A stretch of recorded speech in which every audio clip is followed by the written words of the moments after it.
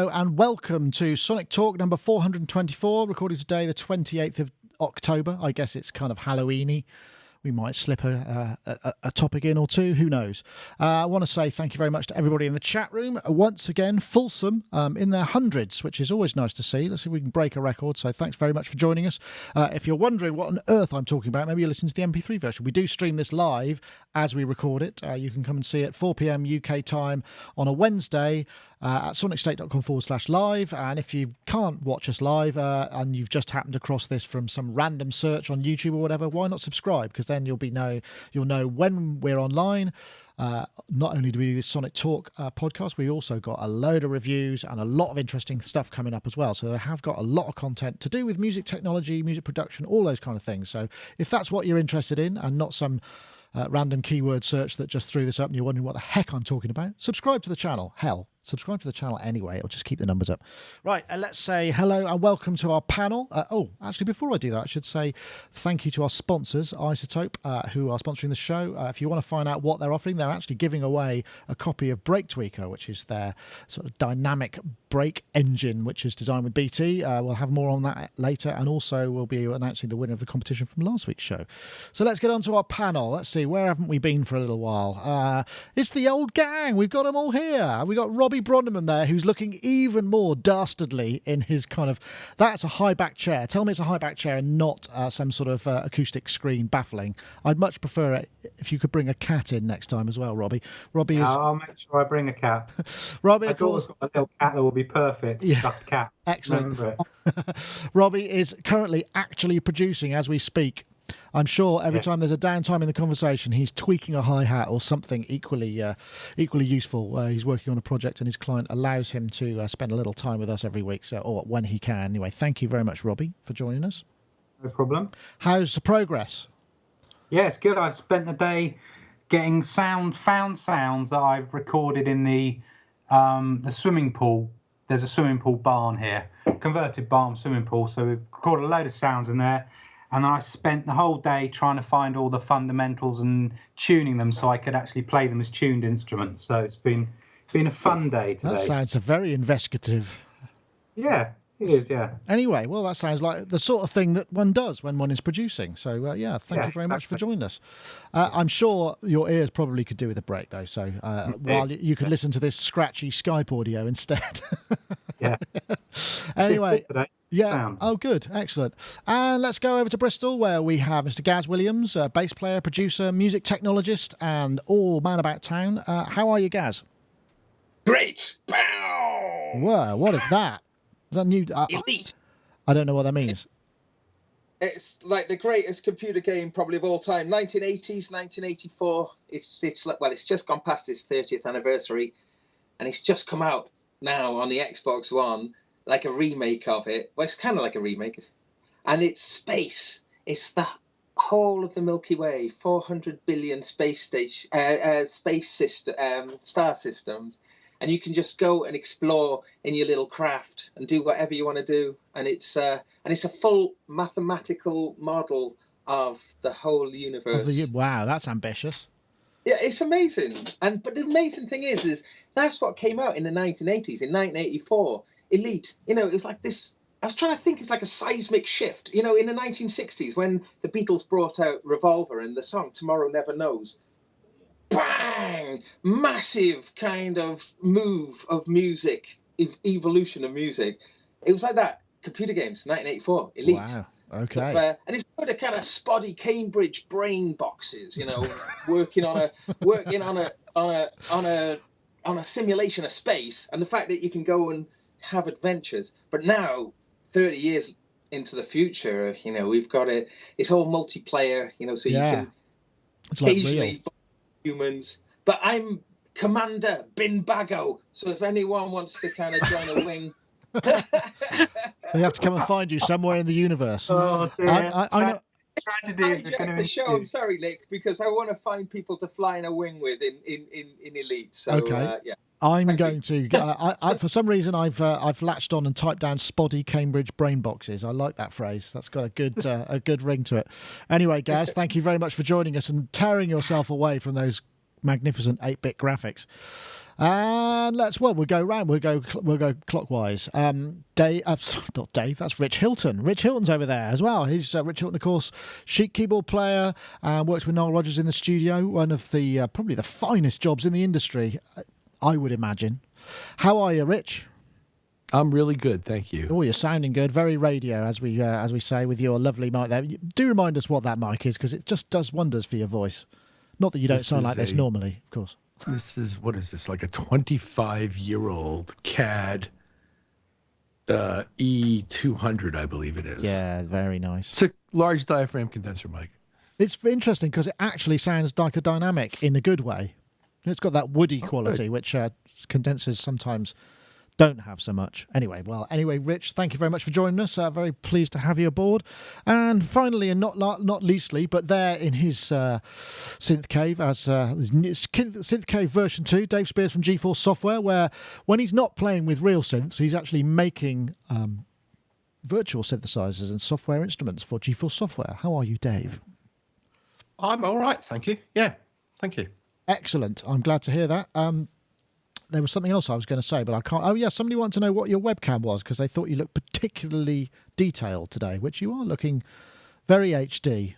Is that the... It's a new Logitech. Well, I think it's an old Logitech. 960, is it? 960, 910 or 920 possibly. We had one of those here. I used to use it, but yeah, they're good. Hang on. Yeah, no, I like it. I mean, I was running it off of the... I'd done all previous podcasts on the laptop MacBook Pro, which I didn't like. So yeah, Room 2.0, camera 2.0, step up for everything apart from the webcam, which is actually a downgrade in terms of the current model, but an upgrade anyway. I know what I'm saying. It doesn't really matter. It's kind of irrelevant. Anyway, I also want to say thank you very much to the chat room, as we do. Let's get straight in there. I think I'm going to start with... this one, because this sounds kind of interesting, and then we might jump around a bit. It might not be in the order you expect, so I'm going to keep you on your toes. This is the latest bit of news from Zynaptiq, who make kind of magic software that does things that make you think. They're a bit like Melodyne and Celemony, where you just go, no, that's not possible, surely. This is... So basically, the principle behind this is stereo mix, turn the drums up and down, essentially. Let me see if I can find. Here's one example.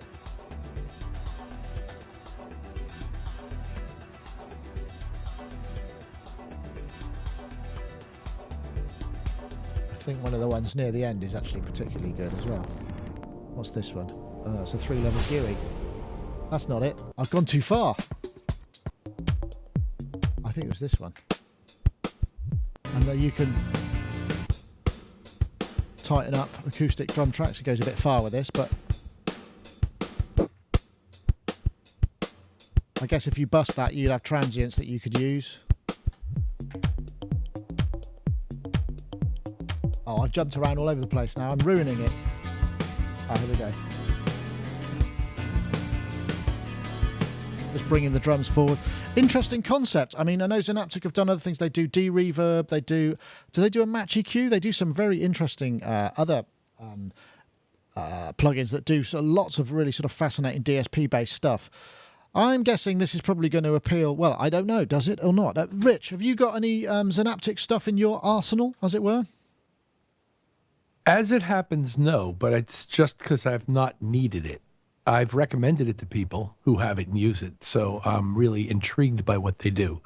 So the fact that I don't have any really shouldn't sound like a harbinger or anything like that. It's just that I haven't needed anything specific that they do yet. I think they're Swiss, if I remember correctly, and the guy behind it. Well, the first thing perhaps we looked at was it one that just took the reverb away, and this is kind of before iZotope did their later version of RX. They kind of came out with it, and it was a bit mind-blowing. I don't know. Do you remember that, Robbie? Was it a reverber? Oh, you know what I said. I don't remember. I remember Morph, because this company came out of that other company. This company came out of the other company. What were they called?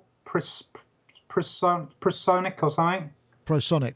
Yeah. Oh, okay. Prosonic. Yeah, that was right. Yeah, they had a few plugins I used to use. And I think the Morph one got bought into this company's Zynaptiq, and I think that was the first thing. But I've used that before interesting. But I kind of do all that stuff on the iPad now. But yeah, no, this is really interesting to me, totally, because I'm working obviously a lot in this project with real drums. So it's always good to be able to get in there after the event if you need to, and it's obviously very hard to do that normally. So I mean, I like all these kind of tools. I use the transient, the transient designer, the one that SPL do that's on the UAD. Oh yeah, yep. Use that for years for bringing out a bit of smack and stuff in things. So yeah, I'm well up for this. I'm going to definitely go and give this a try. I think it could be quite interesting for processing existing like beatboxes and things that have a specific sound, and you can mangle them a bit more or change the transient stuff. I notice you're nodding away there, Gaz. Yeah, I mean, from a mastering point of view, this is dynamite, isn't it? You know, absolutely, because it's like a magic tool that if people, providing not too many people know about it, people will be blown away. Yeah, I think some of those examples were a bit heavy-handed, weren't they? I'm sure there's lots of stuff they're trying to. But if you used it in a mastering sense and just used it in a small amount, blimey, I think it's incredible. I think,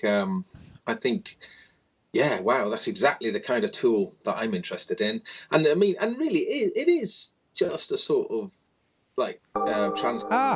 That's not the right button. Sorry about that. That was the wrong button. I was just going to the web. You can carry on talking, Gaz. I've just rudely interrupted you with the wrong like button press.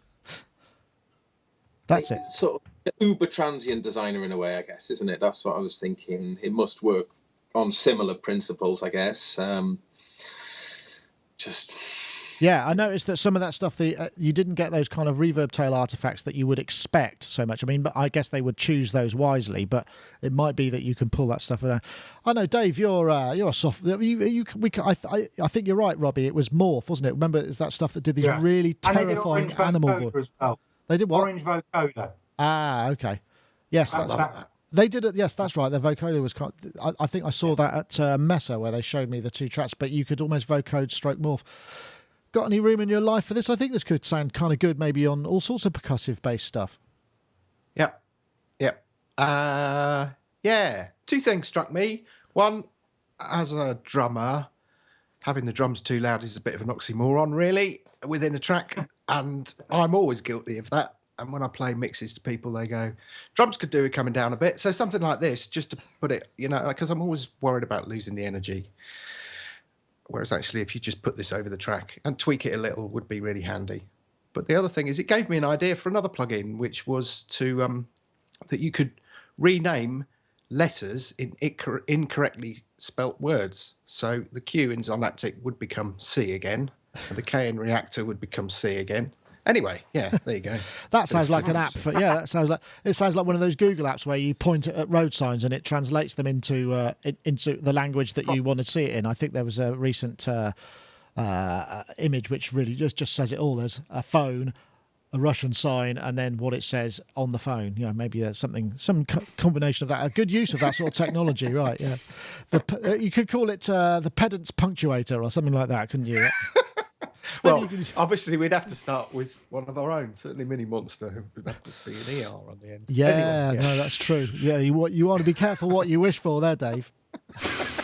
No, very useful. I think this could be very, very useful. It's, by the looks of it, it's available for Mac, audio units, AAX, RTAS, VST, and Windows. I think it's US dollars, $189, euros, 199. I mean, as with a lot of these things that are specialised but kind of quite magical, they're not the problem. I don't know if that seems like a lot or not. I really have no idea whether that's expensive. I've just got no idea. I mean, I don't really. I think for a tool that's pretty exclusively does that job. I mean, it's like things like Sound Radix have the drum leveler tool, which is pretty much in its own class. And if you need those kind of jobs doing, they're perfect examples, aren't they, of how computer technology and DSP allows us to do things we never dreamed of doing. They're kind of, like you say, the magic tools. So, you can't really put a price on that. Yeah, excellent. That's a quote. That's a quote they should use when they advertise on the podcast, which clearly they will now. Yeah. Yeah. It made me think, if you take technology, and in the future, the way things, absorb all developments into future things, this won't be such a big deal. It'll, now it exists in the real world, so there'll be a time where people will have apps on their phone where they can just remix their, their environment. Didn't we see that? There was something recently that we saw that had that real-time processing concept. Turn the bass down or whatever. I can't remember. Those earphones, wasn't it? Those in-ears you could get. Yeah, something like that. There was a Kickstarter with in-ears that put an environmental That's right. stuff around what you listen to. Yeah. No, you're probably right. I mean, it'll probably end up as just a single knob in GarageBand, you know. Yeah. One of these days, I'm sure, after they've sold out to Apple for a massive kind of retirement funding amount, you know, just like we're going to. Right, what's next? Yes. What's the time? Have we got time? Yes, yeah, let's do this. This was unmixed drums. This is another one that was quite a good news story, I think. This is called the ACPAD or ACPAD. And it's a sort of stick-on controller, very thick. It's basically the same sort of thickness as a scratch guard. I'm Robin Zuccoso. I'm the inventor of ACPAD, percussive guitar player and electronic musician. ACPAD is a new revolutionary approach to playing music. As they all It are. combines acoustic and electronic music. Game changer. Yeah. It brings sounds and effects right into So your essentially, hands. right, I mean, it's essentially an integrated MIDI control panel. I think it has a little USB. Was it Bluetooth? I forget now. I think it's basically wireless. And it allows you to transmit MIDI and obviously program it up. I think he uses it quite a lot with live. Actually, Robert Crusoe, I think we covered this maybe 3-4 years ago, where he just did a performance and it was kind of interesting. And obviously, he strikes me as the kind of wandering minstrel kind of looper guy. Maybe drives around Europe in a van and kind of does gigs, you know, the old school way. And it's great to see this because this is now a Kickstarter campaign. And honestly, when I looked, I thought it probably won't. And it's basically, what's that? That's nearly.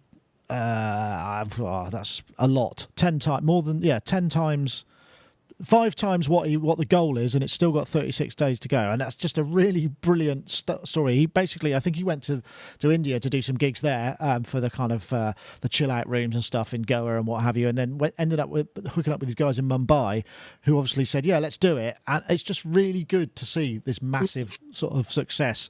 Whether or not it's going to be a game changer, I don't know. I hate to use that word, but it's an interesting idea. The way that you could join, because you can stick that onto any acoustic guitar. Obviously, I don't know. You're a guitarist and a MIDI person, Rich. How do you feel about this? I have mixed feelings about it, and here's how that goes. The guy on this shoulder with the halo is really looking forward to being impressed by somebody who can actually operate this thing and play the guitar in an extremely musical way, and I'm sure that'll happen. And the guy over here with the pitchfork thinks that an acoustic guitar is plenty enough to do that you don't need other stuff to do. Right. So I'm of two minds on it. On the one hand, I really look forward to seeing somebody blow me away on it. And on the other hand, I think an acoustic guitar is in itself a complete experience, not requiring extra stuff to do. I think that's a fair point. I mean, I'm guessing this is appealing to maybe the kind of looper crowd who, rather than have a load of stuff on the floor, hook it up to one single thing, and that would kind of do that. I know, Gaz. I'm not saying you're one of the loopers, but you know, you have been known to loop. I think this thing is brilliant, personally, and I went to see John Gomm play last week. Yeah. Oh my goodness, mind blowing. He's so good, and he's you should check him out, Rich. Just as a guitar, if you haven't heard him already, you know, he plays guitar. He's bending his tuning forks, slapping, singing, doing lots of percussion. And someone like him, I could imagine it being amazing for. Although saying that, he is the complete, you know, he doesn't need anything else. Like backing up what Rich was saying. But this thing, I think, is brilliant, and I think it really is a very zeitgeisty kind of thing, because I've been seeing more and more guitarists using the guitar essentially as a percussive design. Right, yeah. It's a thing, isn't it? Percussive acoustic. Yeah, player. the Showhawk duo are incredible. They're an acoustic guitar duo, and they play. They just do cover versions of '90s trance classics. You know, I think I've seen them as well. Yeah, really good. So you kind of think, oh, it's quite. I like the convergence of those worlds. I think it's really exciting, and I think this is a really slick design. I mean, they say that it'll peel off the guitar rather than fall off. Yeah. without leaving any residue. So I was thinking, wow, okay, that's interesting. I mean, because it's going to be receiving a lot of, physical, so I'm not sure how successful that sticky thing will work, but I mean, if that works well, I think it's brilliant. I'm not sure a lot of people will want to put it on their Martins or sort of Gibsons, or but saying that, you could put it on a cheap acoustic guitar and really go to town on the tech. But we saw a similar thing. What's his name? Moldova did the guitar wing, which just went on the bottom part of like a horn on an electric guitar. Ostensibly the same kind of thing, although slight different design. Yes. I have an image here. View image. We bought one of those to put on a guitar. Same sort of thing. Yeah. That thing. Yeah. Yeah, that's another. Yeah, no, interesting. Similar kind of concept, I guess. Yeah. The wireless controller, kind of for Ableton Live, mostly, not necessarily, but just very easily. Yeah, I suppose. I think the thing is, I'm wondering. It kind of looks like really they should go for the whole hog and figure out a way to stick it on, make something that will work on a regular guitar as well, that won't get in the way of the knobs. Robbie, you said you bought the guitar wing. I mean, there's just I guess acoustic stuff. Well, we bought the guitar wing because we were using the KX5s at the time, and they just got no control on them apart from pitch bend and stuff, and how I wanted to start doing filters and all that sort of thing. But unfortunately, fate stepped in, and all our KX5s in quick succession all died. So we moved over to the Korg guitar, the RK100, which has got 2 ribbons on it. So we can do all that kind of filtering stuff anyway now. But I mean, I know where Rich is coming from, but I think there's always going to be purists who want to use the guitar as a guitar. And there's always going to be people who want to push the limits of any instrument, whether it be people shoving all sorts of nonsense inside pianos and all that kind of thing. So I think there will be a small group of people who will really be able to use this to an incredible level. And there'll be some people who buy it and go, oh, this all seems like too much work. I'll just trigger a drum loop from it. Yeah. In which case, I might as well do it from anything. But there will be some people, who will get this and be absolutely amazing and do some really kind of out there things. Yeah, so. I mean, I think Robin Sacruso is one of those guys. I mean, he's obviously designed this workflow thing for his own thing, and somebody else has gone, yeah, that's a good idea. I know, Dave, I mean, I know you probably... Well, look, you could stick some things on the end cheek of that, maybe get them to design something that would go on the end cheek of some of your synths, so that when you're like this, with your hand on the side of it, you can just kind of tap away at additional buttons. I don't know. What do you think? Same sort of concept? Nice. Yeah, no, definitely not. I like this. I was a bit meh about the link that you sent us, the video on that, and then I went across to the Kickstarter site and I played the video there. Oh, is it different? And that just made me kind of go, whoa, I like this a lot. I really like this. It sort of almost had that thing of, oh, what can I do with a gizmo? And dude, I'm out of depth in a puddle on the guitar, but it just, I don't know, I thought the playing was superb, and the kind of, the new and old tech vibe together just worked for me. I really liked it, and the guitarist there was doing some very cool stuff. So yeah. I've already sent it to about 3 people, actually. Cool. The chat room has some interesting adoptions. What about left-handed guitar players? That's a very valid point. So I mean, I'm guessing at this stage they just want to get going, and there'll be, it'll be a left-handed, a right-handed version only. But I think the they've reached their limit, haven't they? They've reached their target massively, so they might be able to offer a left-handed version off the bat as well. Yeah, they might. I don't know. Let's just have a look whether it's got any kind of because they're sold out of the first one, and let's have the first one, and is it the second one? Yeah, they're doing pretty good. In fact, they've had one backer who's going to spend €4,500 to get a bulk pad of 20, which actually is ain't bad, because then you get them for about $100 each, and you can flog them on. Ed Sheeran could do with this to go with his whole massive looper system.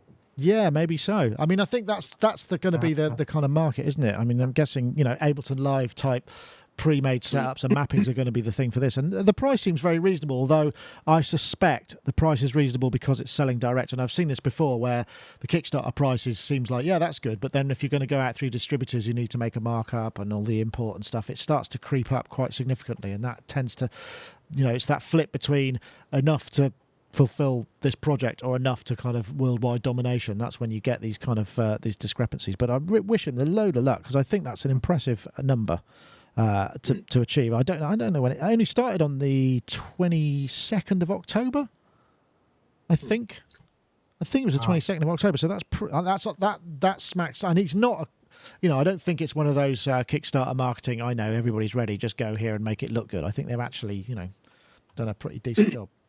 There's some real musicality to it. Sorry, who's first? No, go on, guys.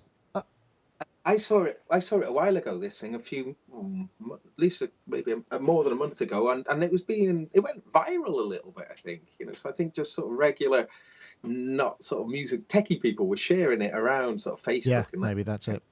So maybe that's helped. That they've actually had a bit of the social media, because I think it's quite an exciting product. So I think that's crossed over in that respect a little bit.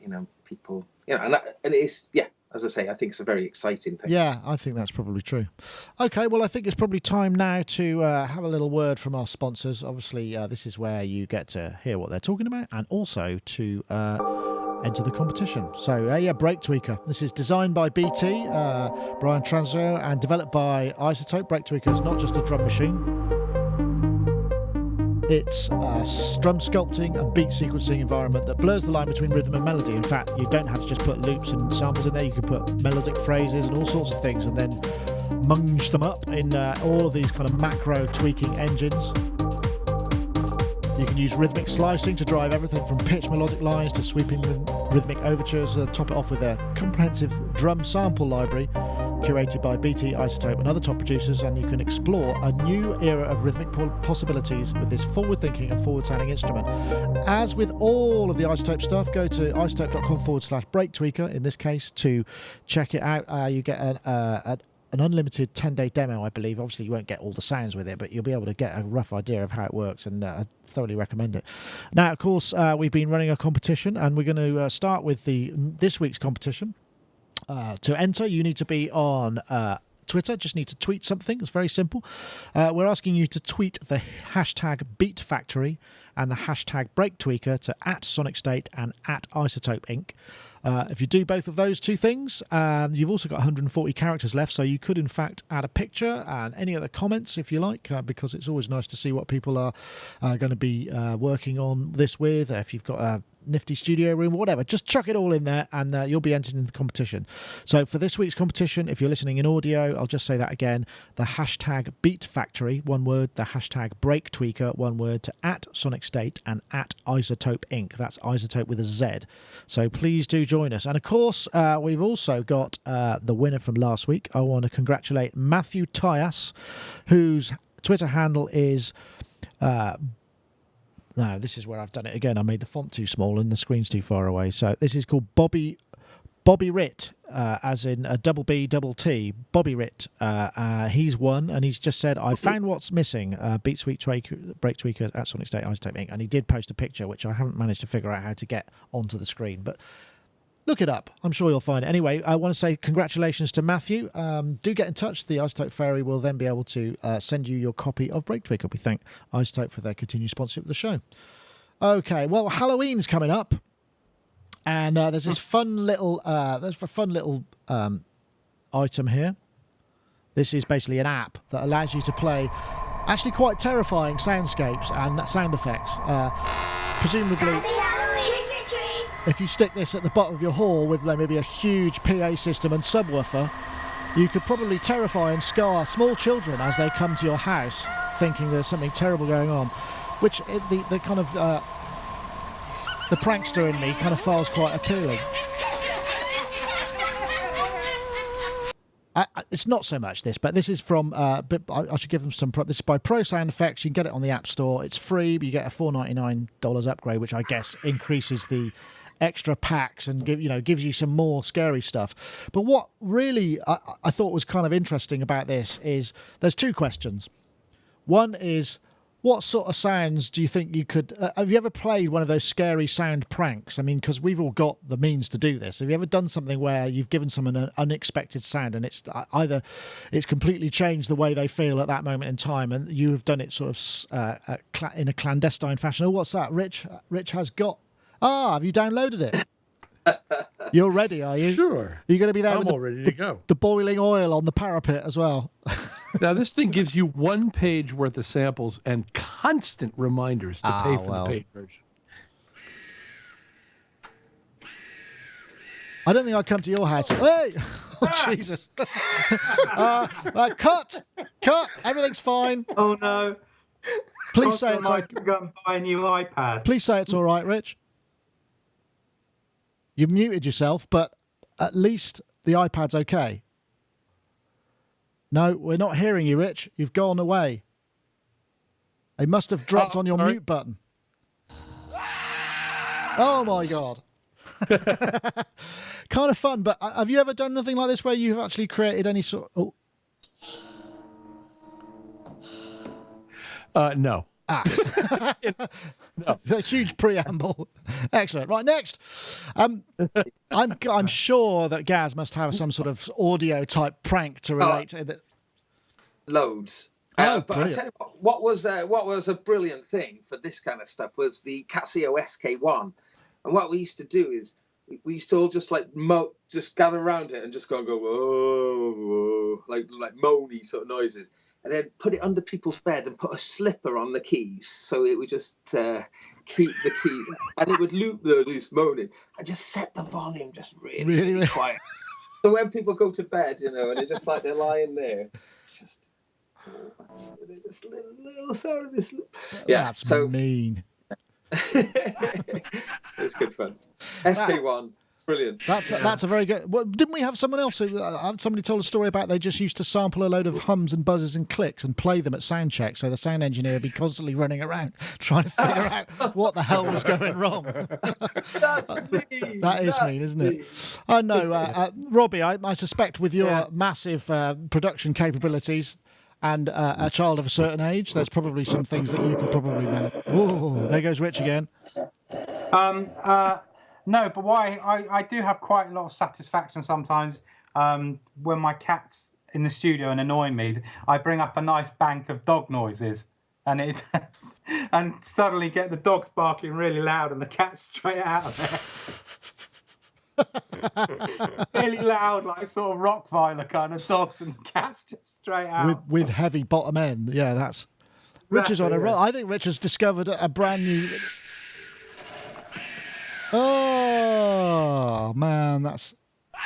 Oh, no, I don't like that. Dave, I suspect... Oh, you've turned the lights down. Are you going all Halloween now? Are your face going to glow up like a pumpkin? Yeah. Or has it just got dark? Oh, it's getting dark, isn't it? I forgot the clocks have changed. Yeah, it's gone very dark outside my window. I can't believe I dropped this thing. Oh, dear.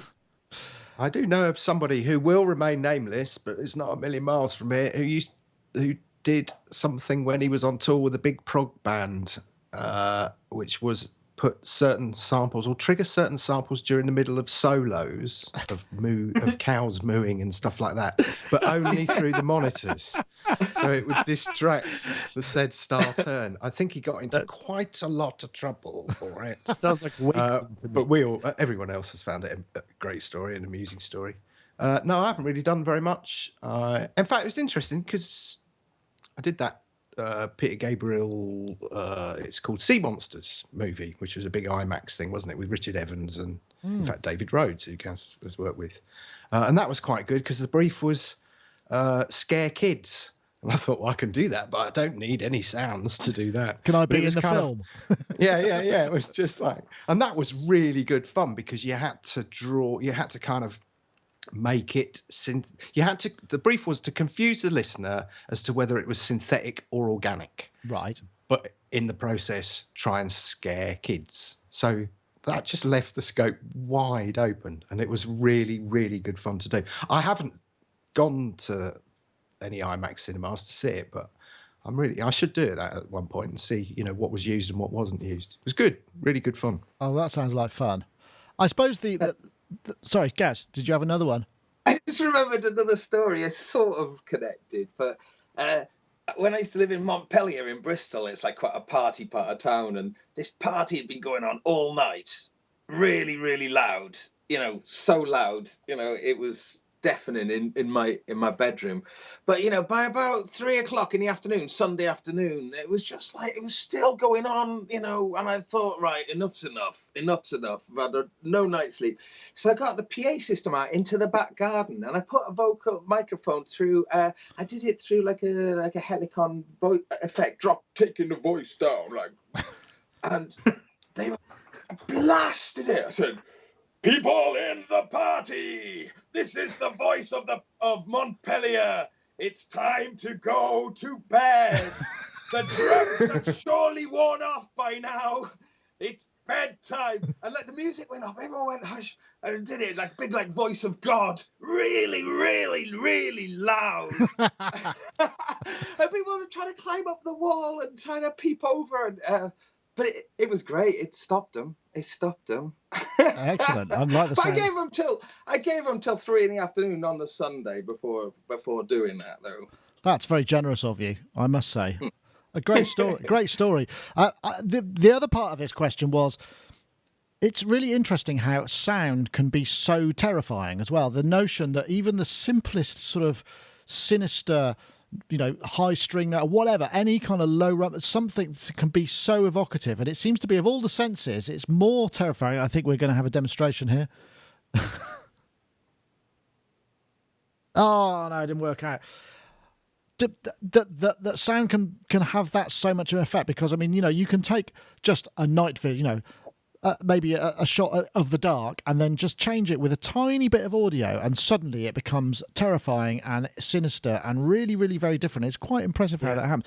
Are there many opportunities for doing that within music? No sound to picture, we would expect that, because obviously you're supporting it, but just in terms of maybe production, have you ever kind of tried to, Robbie, to make something that is genuinely quite sinister? We use low notes, but they don't seem to have the same effect.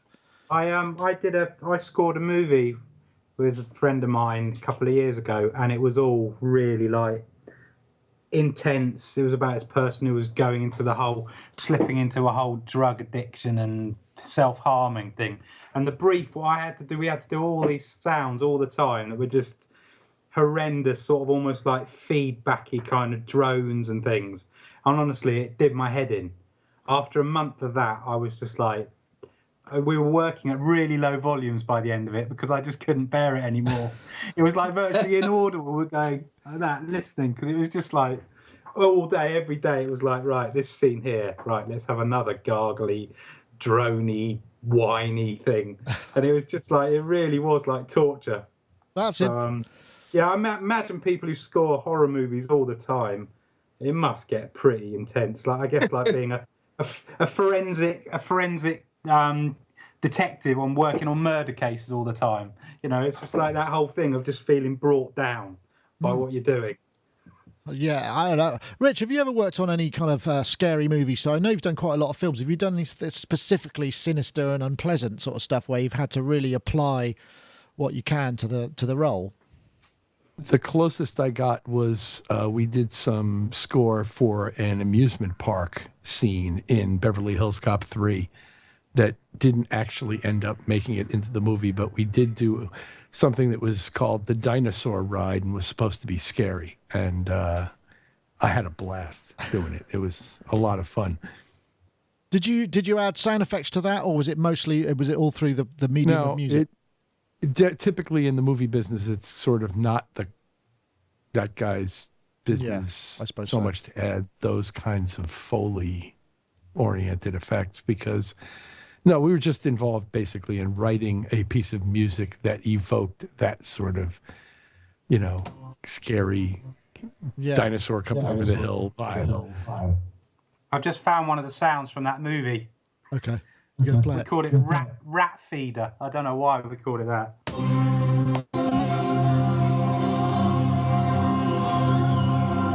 Who's this?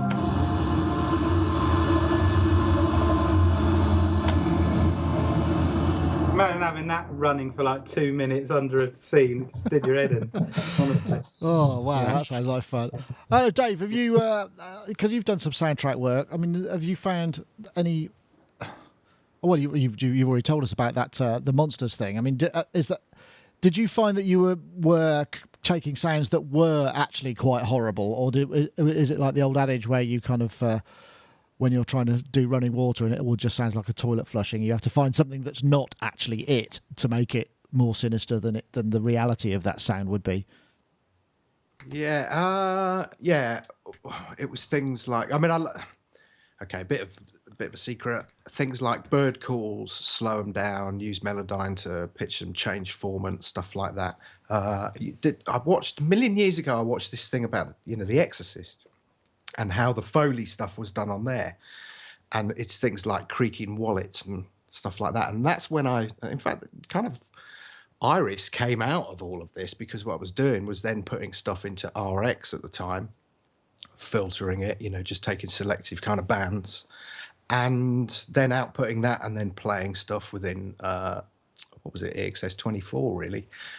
And that's where the kind of idea of actually a synth with this kind of, that works on spectrograms would have been really, really handy during that process, because I was doing everything the very long-winded way.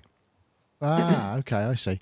It's funny, isn't it, when you see, because if you've ever done any Foley work, there are, you get these volumes of sounds. I had something called the General 6000, which has, creaky gate 1 to 10, iron gate, and honestly, I'm really hypersensitive to those sort of sounds, because quite often I'll be watching like TV drama or something, and I'll hear this really obvious gate sound, and I'll go, bloody hell, I know what that is. It's like the ricochet. The ricochet's the big one, isn't it? That gun ricochet. It's even got a name. It's even got its own name. The sound effect that is everywhere. Yeah, it's really funny, because not that long ago we released. In fact, we weren't going to do it, but the Streetly guys came to us and they had the entire sound effects library for the Mellotron. There was an actual, Mark II sound effects machine, and we were kind of like, well, it's not really musical, but it's really bizarre. When I was listening to it, it got to certain sound, really just kind of ambient stuff, in a bar, in a pub, in a shop,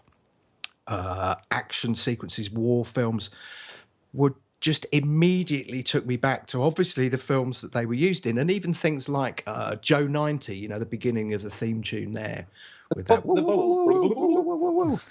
Yeah, and it's all on there, and it was just like, wow. Oh man, we have to. So we released it, and I was kind of like, well, if we do kind of 10 copies, it'll be fun, won't it? And then we started getting these emails from various producers going, these are just perfect little bits of atmosphere to put into tracks, almost subliminally. But everybody I spoke to, particularly the Brits, grew up on these kind of war movies and horror films and the Jerry Anderson stuff. I mean, and you can see that it was obviously used on the Jerry Anderson stuff for, to be cost effective, as it were. They must have used it a million times. And that ricochet gunshots on there, the bit where Captain Scarlet at the beginning gets shot with a machine gun and then fires back with his pistol, and the ricochet, all of those things. So yeah, I love all this old stuff. I'm seeing if I can find the ricochet sound. It's interesting though, isn't it, how an audio imprint of something like a voice or a particular sound is so there's so much, on so many levels, we can recognise things that perhaps we didn't even realise. It's like you can hear a voice, you go, God, I know who that is, and you can just somehow call it to mind, or it's the Bowie snare or whatever. Particularly with us, where we might be auditioning lots of different sounds within a production, how sensitive the ear is to be able to pick up repetition and those things, even when you're down to because Foley's very difficult unless you've actually got a Foley stage. You get footsteps on gravel 1 to 7, and then it's a real skill to be able to sequence them in an order that makes them not sound like you're hearing them again and again and again, and you have to do that. I think we've seen that with there are certain game engines, aren't they, that sort of randomize the pitches and the transients and all of that sort of stuff. It's really interesting how that stuff can be so recognizable. which is why we need So sound design. I'm very friendly with a sound designer for games stuff. He did a lot of the Lucas stuff and the EA stuff. In fact, I'll talk to him about coming on, because the way he talks about how they have to kind of layer things and create things now and have all of these million random options is really cool. There you go. How things have changed. Oh, that's the one. Excellent. Maybe we could get a duet going on there. You know, we'll do the gunshot and Rich can throw up a scream. I don't know. Yeah, I've got one more sound here for you. Oh, okay, Nick. let's hear this one. This one was called The Madness, and this really was a horrible sound.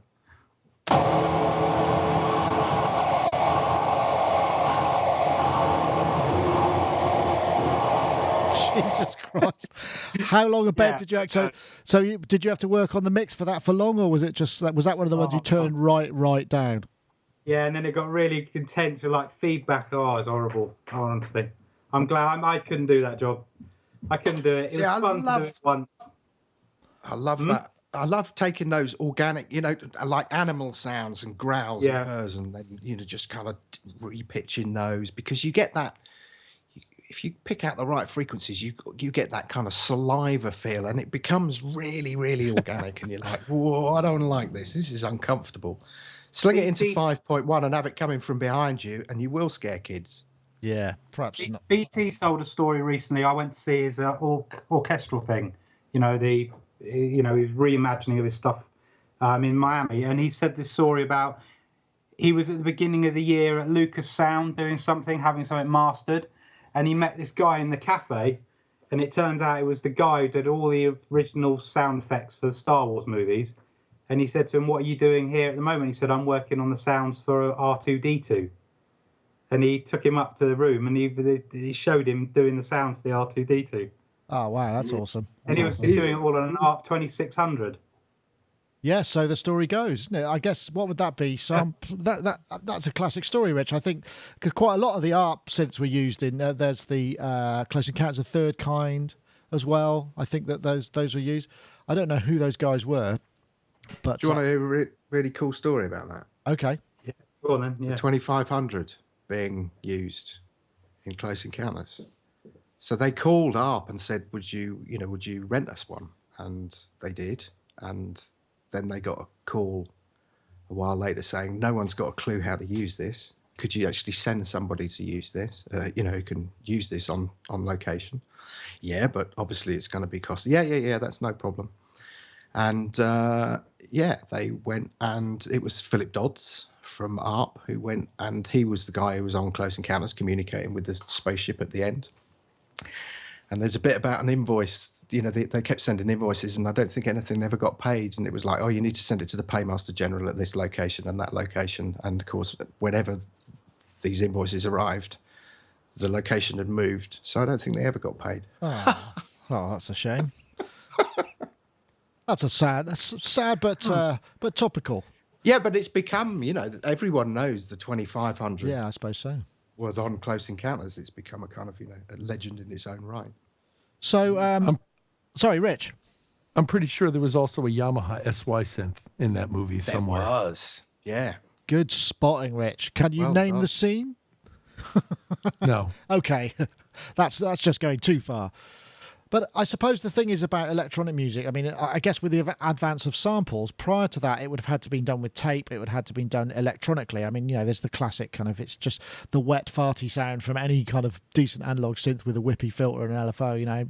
I remember that story. I've probably told it before, where when I was talking to Adrian Utley from Portishead, and they were touring incessantly about the time of their big albums, and what they would do is at soundcheck, one of their pastimes would be to get the most convincing fart sound out of the synth. On the PA, and they would just give them something to kind of do on the day, which seems like a fairly innocent pastime, I suppose, unless you're perhaps somewhere where one might have an upset stomach in the world. That might not be quite so much fun, but I don't know.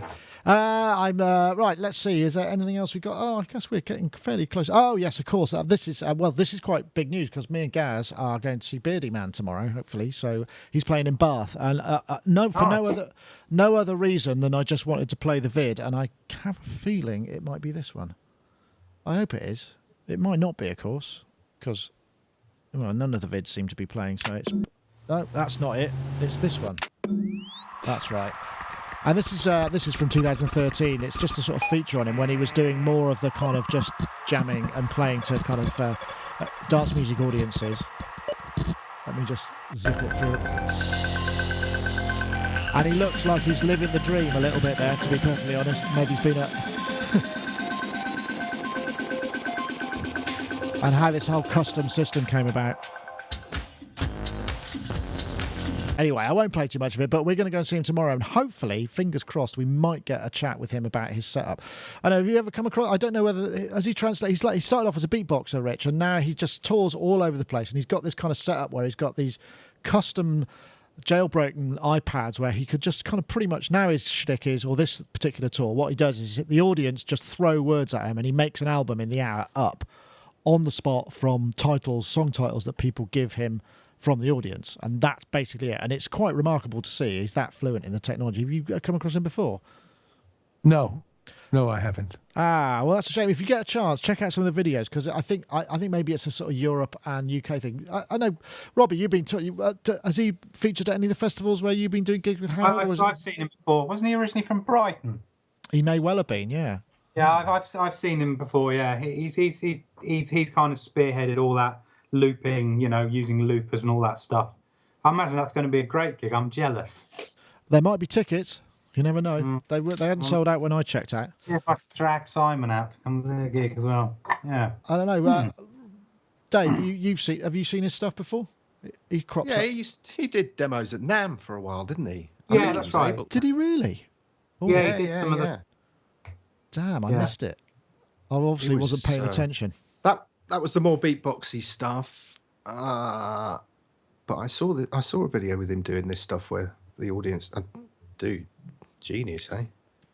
Yeah, interesting. I know you're as excited as I am, Gaz. I think it's going to be a good day. Yeah, really excited. I've been a fan for a long time. I mean, his setup is called the Beardytron, and I think he might be on Mark III now. And his plan is, I think, has always been to at some point make a commercial product out of his Beardytron system, because he spent such many iterations. I think he works with a programmer or maybe two programmers who they he collaborate. does. He uses what's that effects real time? Objective C. No, sorry, I forget. It's the real time effects. Sorry, they use Max. No, it's not. It's all in the C sound. No. No. Tornado. That's it. Sugar Bites. Oh, Sugar Bites Tornado. As you say, he's so fluent, and he's got such a great sense of humor. He's astonishing. I think, but to be able to be that technically adept and also entertaining, and the whole fast on his feet, is astonishing, really. So.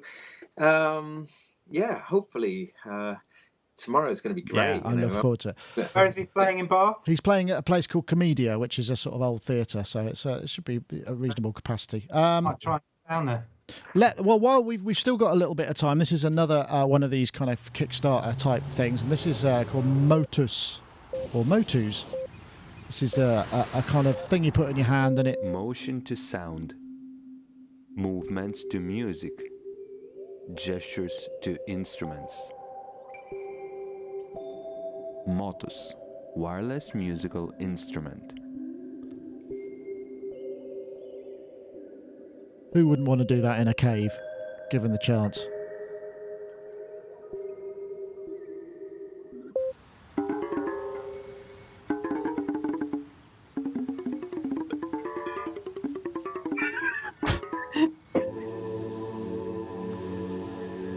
It's an interesting concept, isn't it? Sort of doing this. I mean, where this thing looks like it's really going to stand. They talk about it a bit later on. Is you have it in the hands of dancers who then move and create the music that they're dancing to at the time, which is a really interesting way round of doing things. I mean, I'm not sure how many applications this has in the music world. I know, Robbie, you're an adopter of interesting controllers, but perhaps this is a bit too far for you, even. Can I just highlight one thing about this, which is the one thing, unfortunately, that's stuck in my mind?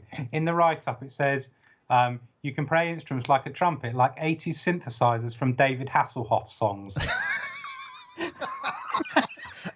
I mean, honestly, That's a random. That's pretty random. That's such a random thing to say, isn't it? That really is. But sorry, I can get past it. I mean, I guess it's a little bit similar, isn't it? It's one of those things that it'll be great for dancers, expressive, arts like that. Isn't it a bit like what we've got with the thing that I bought, which I've used twice? I think Gaz has got one. What's it called? I've forgotten. Yeah, I've got one as well. That thing, that little aluminium thing. Leap pad. It's one of those things you think, yeah, it'd be great. I could really find a use for that. And then you get it and you just go, oh, life's too short. I've got to get on with my job here. Sorry, Leap Motion. For me, anyway. Leap Motion. But I mean, there will be someone who'll find a creative use for it. I mean, I'm waiting for that emoji, the emojis, the Kickstarter, the thing that you put on like a mic. You can stick it on any surface and then you can play that surface. Yes, I remember that. Yeah. Yeah, I've got one of those coming, and I've seen some really interesting uses for that, and I can kind of see myself using that, particularly working with a drummer, of finding some interesting things to do. But yeah, this is one of those ones where I'm not sure I would find a use myself. Gaz. I want one. I think it's really cool. What I'm interested in is why am I surprised? 2. I wonder how much latency is there. I wonder if you could use it as a virtual percussion, like a shaker. That's an interesting idea. Yeah. But if just how much performance capability is in it. Because I have a feeling it'd be quite laggy.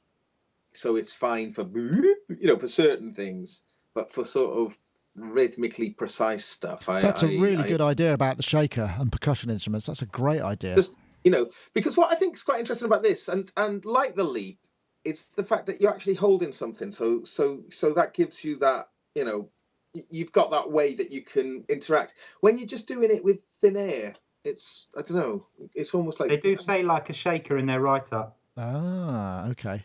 Like a shaker from a David Hasselhoff record, perhaps. It says like a shaker, then it says about the David Hasselhoff 80s. Oh, I didn't spot that. That's a cracker. I know, Rich. I'm suspecting that's interesting. What Gaz was saying is if they could get the sort of technology to be so late that it could become a trigger for things like shakers, tambourines, maracas. That actually sounds like it could have a much more applicable musical use. I mean, if you don't happen to have, well, you still have to be able to play those things properly. But see a use. Yeah, well, as with most things, I look forward to the day somebody blows me away with one of those. Seriously. Yeah. I really look forward to that. I don't know if it'll happen, but there you go. This is the thing. I look forward to seeing Gaz performing with one. Yeah. Yeah, okay. I know, Dave. Go ahead, Gaz, do it. Blow me away. Dave, you're a drummer. You're a drummer. This isn't really... Yeah. I was more interested in the video, really, because that guitar one, I thought the one that I saw on Kickstarter was just the right side of the hipster nonsense. This was just the wrong side of it.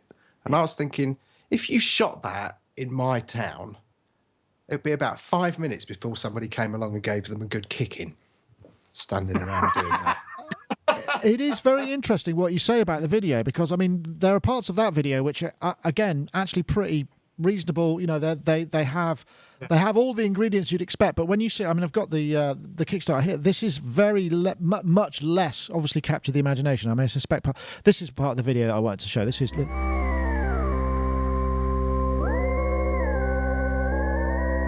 the bit that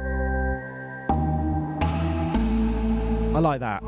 And you'd think that would be enough to kind of get the backing up a little bit more, but it's interesting that it's not, and yet this is even more accessible than guitar stuff. I mean, but yeah, it hasn't had the same level of success. It's an interesting dynamic how that works, and it's exactly the same model. So yeah, I take it. The cave thing was cool. I mean, because that was at the beginning, wasn't it? And it was like, I'd like to stand in the cave and get those kind of natural sounds and acoustics coming off of there. As long as you didn't have to swim sound system through an underground river, perhaps, with your laptop. And then it was just the guy kind of, on the hill looked like San Francisco, and it's just like, dude, round here you'd last about 30 seconds. Just wait for a tram to come over and run him over. It's interesting, but again, I think for the niche, for the dancer, for that side, I could really have a lot of. But there seems to be, isn't it, Rich? There's this kind of idea that we need something else in our lives. There's a lot of striving for whatever it is that we haven't got, that we don't know what it is yet, isn't there? There seems to be this kind of desire to have a different human interface with the way that we interact with various things. I wonder, do you think people are just getting a bit bored of even, touchscreens and just want, something even more physical that they can interact with? Well, the cynical side of me says it's a lot easier when you don't actually have to produce a tone yourself. Yeah. So, for example, when Gaz is playing the bass, he's touching the vibration, he's creating the vibration.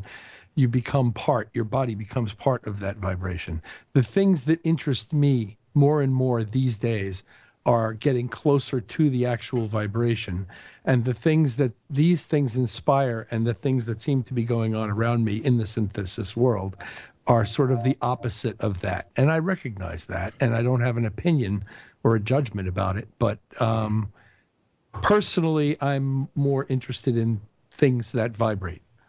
Yeah, no, I think that's that's actually a good point. I mean, and in the same way that I'm finding myself more and more drawn to simple instruments that just have a musicality to them, rather than complicated instruments that maybe have a high capability, but require, another level of stuff in between you and getting at the notes it can make and the sounds it can make. So maybe that's what they should do though.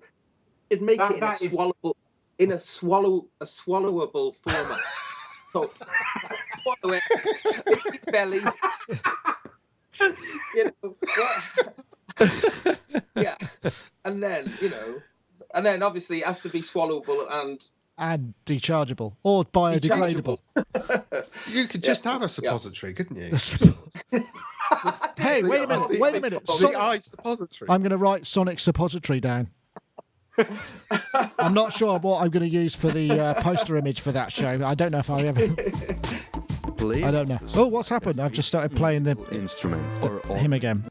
Robbie, you were just. Can I just say one thing? I was going to say, I got the Rise, the little one. Yeah. And I'm actually love this more than the big one, just because of all the extra functionality. I'm considering whether I'm just going to keep the little one now. Because I found myself doing so much more with this than the big one. You know what? When I saw it, I felt the same way, because those sort of LEDs at the top there, those strips, allow you to dial in and out the sensitivity of the XY and those other pressure things, so you can really kind of make it particularly sensitive dynamically, which I think is quite an important. It's like I'm always thinking like, I wish they would just be. And I like the fact that the keys aren't small, but they're not big. They're kind of an in-between size. And it just makes, and the fact that they've flattened off the tops, it actually makes it an easier system to play. Right. So I'm kind of thinking, I wish they'd just done, I suspect they may bring out a 5-octave version of this with the controls. Right. That would be the ideal thing. But I'm thinking at this stage, I really rather like this more than the bigger one. So this is an example of technology coming down to a more accessible level, where I actually think it's actually better for that fact. Yeah. So yeah, I thoroughly recommend it. Yeah, well, I was expecting to start seeing reviews of these things, but they don't seem to have gone out to media. They're just going to artists, which is fine, I guess, if you're a backer or whatever, because I think it was pre-order, wasn't it? But I would like to get my hands on one and try one out, definitely. Out of interest, is that very heavy? Because I know it's got the aluminium body. It's solid, more solid metal. Right. I mean, it's built to exactly the same quality as the big ones. I mean, it's really nice. I think it's what I really personally think it's worth the money. Are you using it with wired USB, or are you going for the wireless stuff? Yeah, because I'm only on 10.9 on my Mac. Yeah. And I don't think you can use the Bluetooth unless you go to Capitan. What is it? Capitan. I'm not going there. The one that doesn't work, right? Yeah, I'm not going there. So, but no, it just plugged it straight in.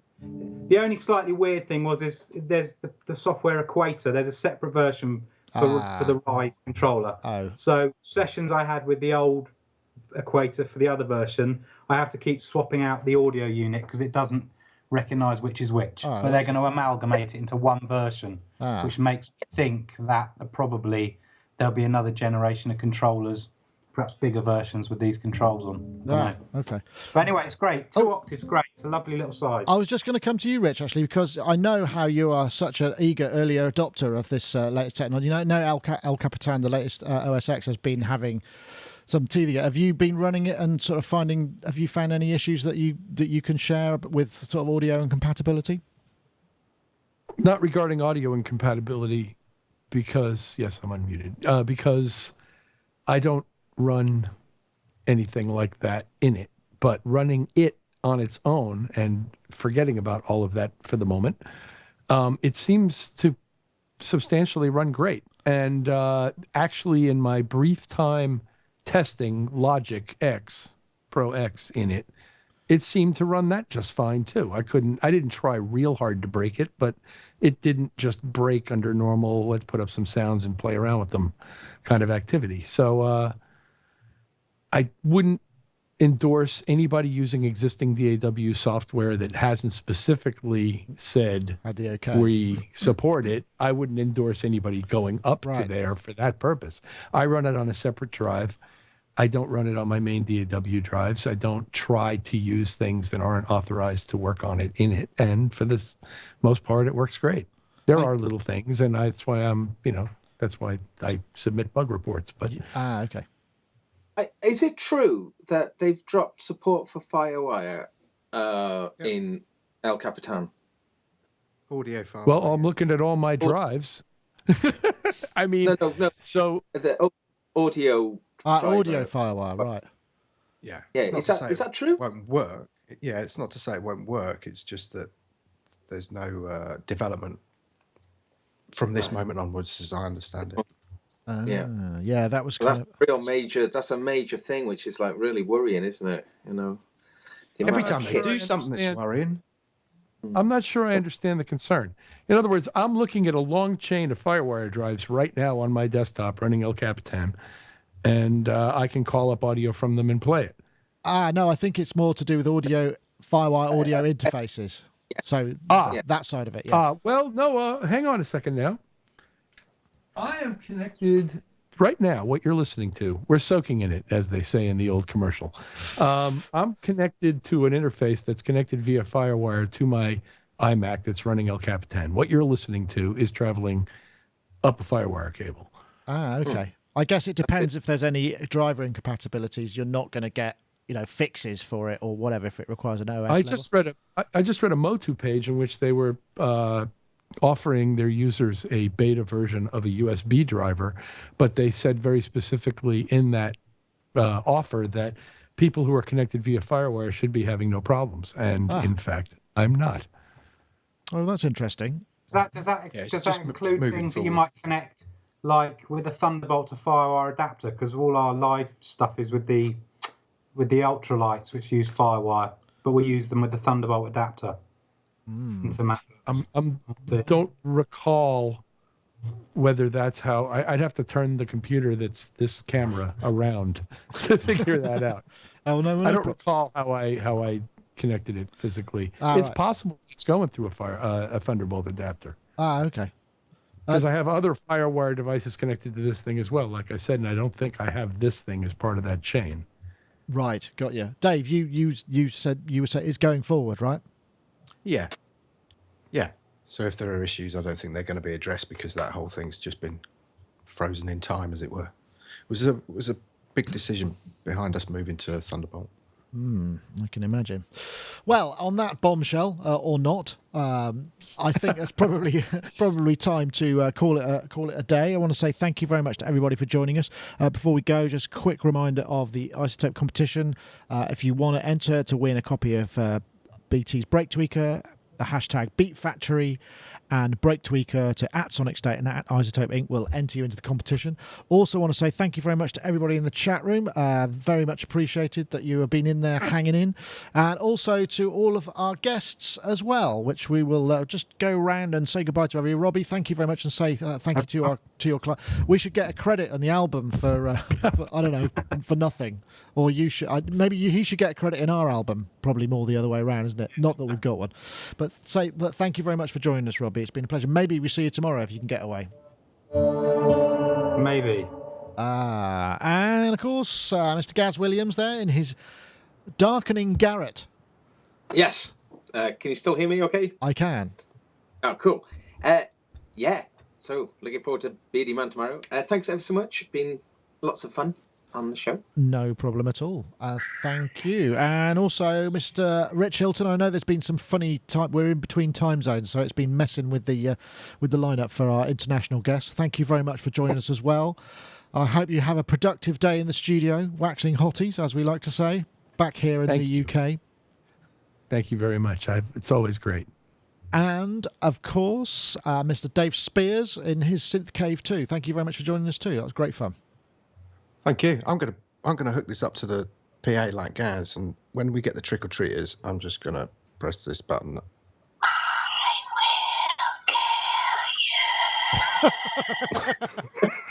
Oh, what a pleasant thought. Fun for all the family. Yeah, fun for all the family. Fun and fear. The sort of combining the two. Right, that's it. And, of course, we'll be getting a bit of Novation circuit review action from Gaz coming up in the Naughty Fidget. But in the meantime, I'm going to filter it out and fade to black at the same time. So thanks for watching. See you next time.